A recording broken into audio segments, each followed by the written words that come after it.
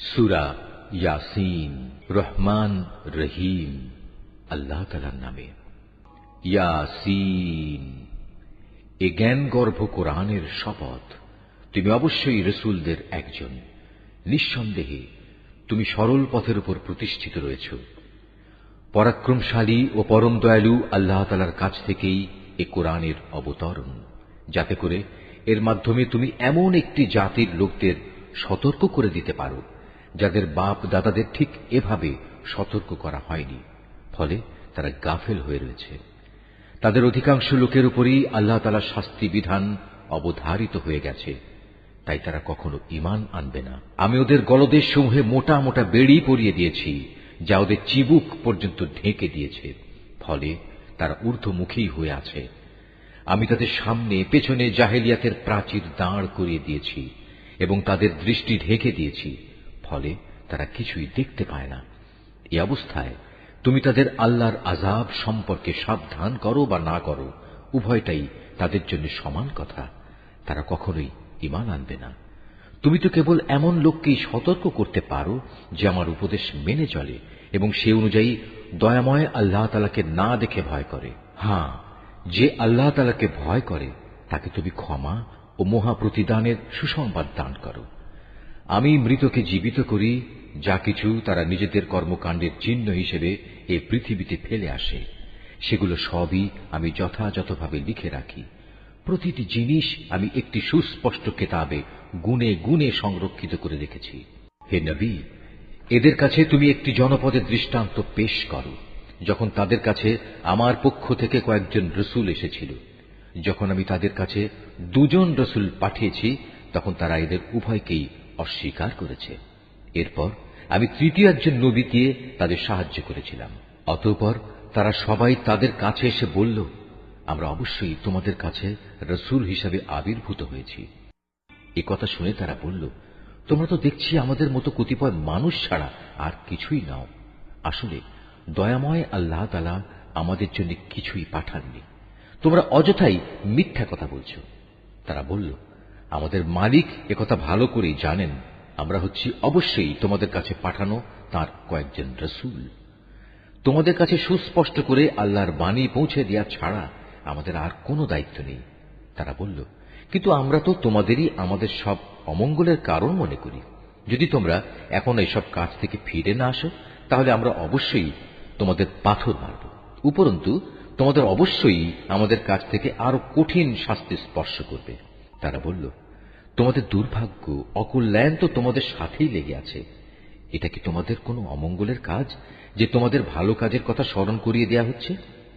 আসলে তোমরা হচ্ছ একটি সীমা লঙ্ঘনকারী জাতি।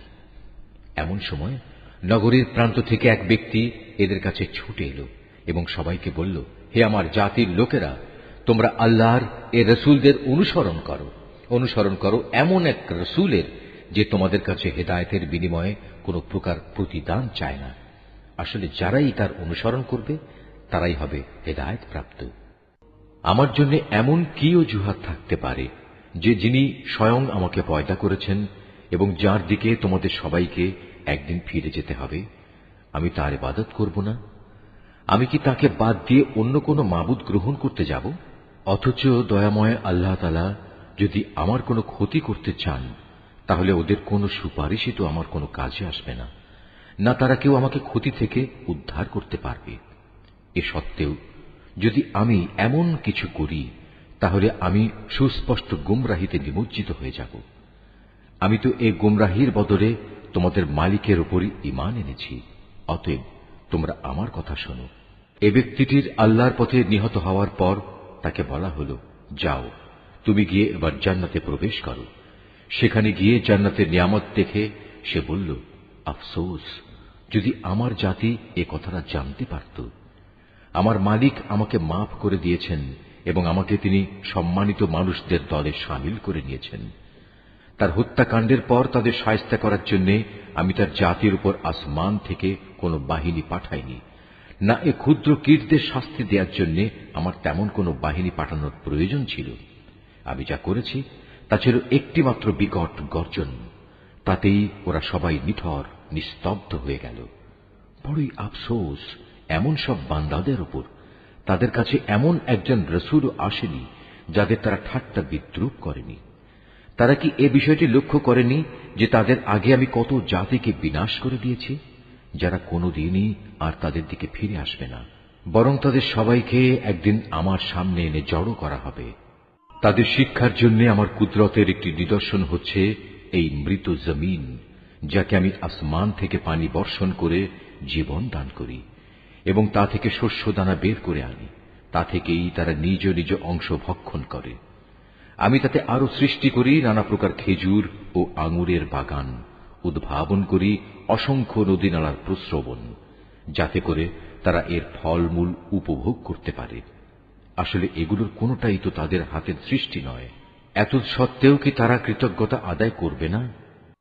পবিত্র ও মহান সে সত্তা, যিনি সব কিছুকে জোড়ায় জোড়ায় পয়দা করেছেন, চাই তা জমিনের উৎপন্ন উদ্ভিদ থেকে হোক কিংবা হোক স্বয়ং তাদের নিজেদের থেকে, অথবা এমন সব সৃষ্টি থেকে হোক যাদের সম্পর্কে মানুষ এখনো আদৌ কিছু জানেই না। তাদের জন্য আমার আরেকটি নিদর্শন হচ্ছে এই রাত। আমি তা থেকে দিনকে অপসারিত করি, ফলে এরা সবাই একসময় অন্ধকারে আচ্ছন্ন হয়ে পড়ে। সূর্য তার জন্য নির্ধারিত সুনির্দিষ্ট গণ্ডির মাঝে আবর্তন করে। এটা হচ্ছে মহাপরাক্রমশালী সর্বজ্ঞ আল্লাহ তাআলারই সুনির্ধারিত নিয়ন্ত্রণ ব্যবস্থা। আরও রয়েছে চাঁদ, তার জন্য আমি বিভিন্ন কক্ষ নির্ধারণ করেছি। কক্ষ পরিক্রমণের সময় ছোট হতে হতে তা একসময় এমন ক্ষীণ হয়ে পড়ে যেন তা পুরনো খেজুরের একটি পাতলা ডাল। সূর্যের এ ক্ষমতা নেই যে সে চাঁদকে নাগালের মাঝে পাবে, না রাত দিনকে ডিঙিয়ে আগে চলে যেতে পারবে। মূলত চাঁদ, সূরজ সহ এরা প্রত্যেকেই শূন্য লোকে সাঁতার কেটে চলেছে। তাদের জন্য আরেকটি নিদর্শন হচ্ছে, আমি তাদের বংশধরদের এক সময়ে একটি ভরা নৌযানে আরোহণ করিয়েছিলাম। তাদের নিজেদের জন্য সে নৌকার মতো যানবাহন আমি সৃষ্টি করেছিলাম, যাতে মাল সম্পদ সহ তারা আরোহণ করছে। অথচ আমি চাইলে মাল সামানা সহ এদের সবাইকে ডুবিয়ে দিতে পারি। সে অবস্থায় তাদের ফরিয়াদ শোনার মতো কেউই থাকবে না, না এদের তখন উদ্ধার করা হবে। হ্যাঁ, একমাত্র আমার অনুগ্রহই ছিল যা তাদের নিজ নিজ মঞ্জিলে পৌঁছে দিয়েছিল, এবং এটা ছিল এক সুনির্দিষ্ট কাল পর্যন্ত এ বৈষয়িক সম্পদ উপভোগ করার সুযোগ। যখন তাদের বলা হয়, তোমরা তোমাদের সামনে যে আযাব রয়েছে তাকে ভয় করো, ভয় করো যা কিছু পেছনে আছে তাকেও, আশা করা যায় তোমাদের উপর দয়া করা হবে। তাদের মালিকের নিদর্শন সমূহ থেকে তাদের কাছে এমন কোন নিদর্শন আসেনি যা থেকে তারা মুখ ফিরিয়ে নেয়নি। এমনি ভাবে যখন তাদের বলা হয়, আল্লাহ তাআলা তোমাদের যে জীবনোপকরণ দিয়েছেন তা থেকে কিছু অংশ অন্যদের জন্য ব্যয় করো, তখন এই কাফেররা ঈমানদারদের বলে, আমরা কেন তাদের খাওয়াতে যাব যাদের আল্লাহ তাআলা ইচ্ছে করলে নিজেই খাবার দিতে পারতেন। হে নবী, তুমি বলো, আসলেই তোমরা সুস্পষ্ট গুমরাহিতে নিমজ্জিত আছো। তারা বলে, তোমরা যদি সত্যবাদী হও তাহলে বলো, কিয়ামতের এ প্রতিশ্রুতি কবে পূর্ণ হবে? এসব প্রশ্নের মাধ্যমে এরা আসলে যে বিষয়টির জন্য অপেক্ষা করছে তা তো হবে একটি মহাগর্জন।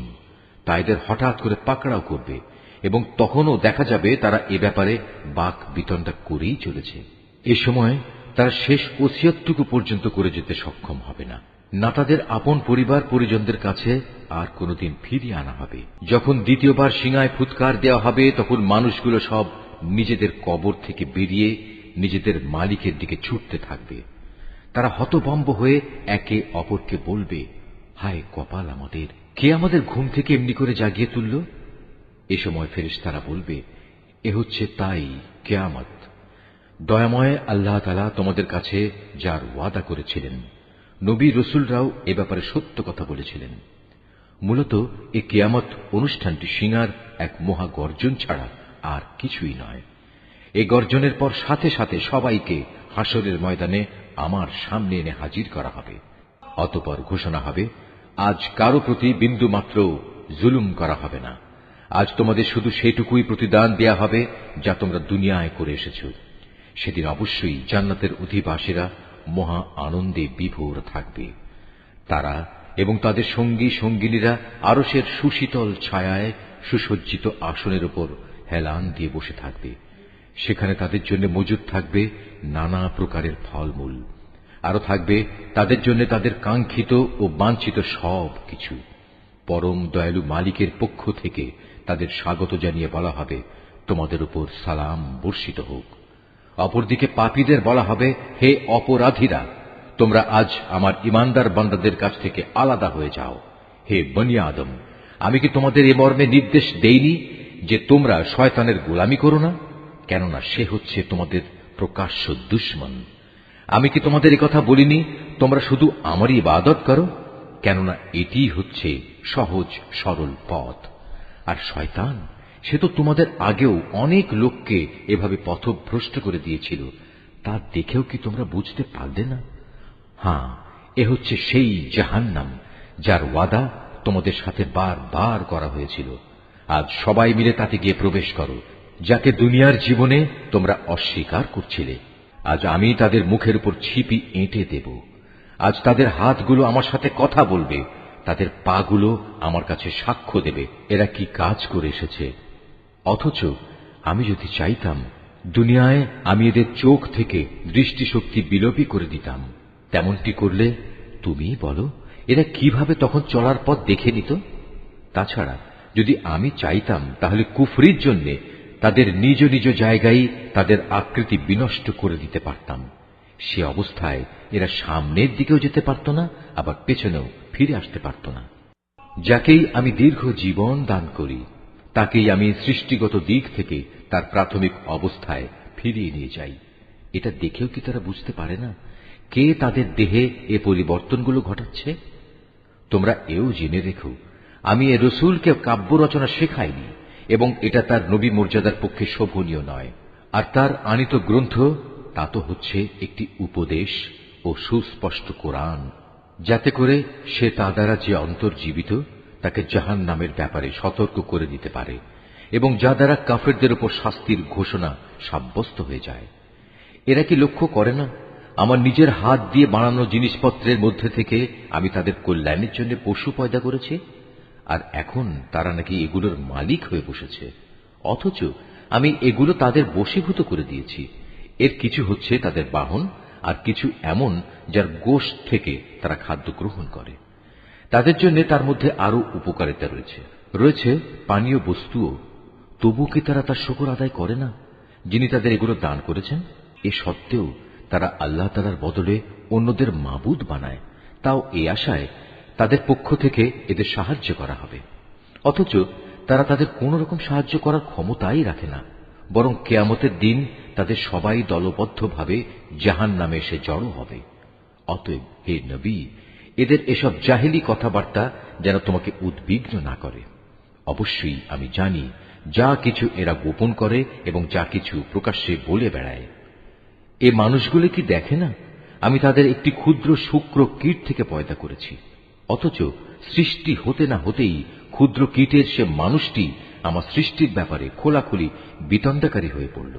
সে আমার সৃষ্টি ক্ষমতা সম্পর্কে নানা কথা রচনা করতে শুরু করল, এবং একসময় সে লোকটি তার নিজ সৃষ্টি কৌশলী ভুলে গেল। সে বলল, কে মানুষের এ হাড় পুনরায় জীবিত করবে যখন তা পচে গলে যাবে? হে নবী, তুমি এদের বলো, হ্যাঁ, তাতে প্রাণ সঞ্চার তিনিই করবেন যিনি প্রথমবার এতে জীবন দিয়েছিলেন, এবং তিনি সমস্ত কিছুর সৃষ্টি কৌশল সম্পর্কে সম্যক অবগত রয়েছেন। তিনি তোমাদের জন্য সবুজ সতেজ বৃক্ষ থেকে আগুন উৎপাদন প্রক্রিয়া সম্পন্ন করেছেন, এবং তা দ্বারাই তোমরা আজ আগুন জ্বালাচ্ছ।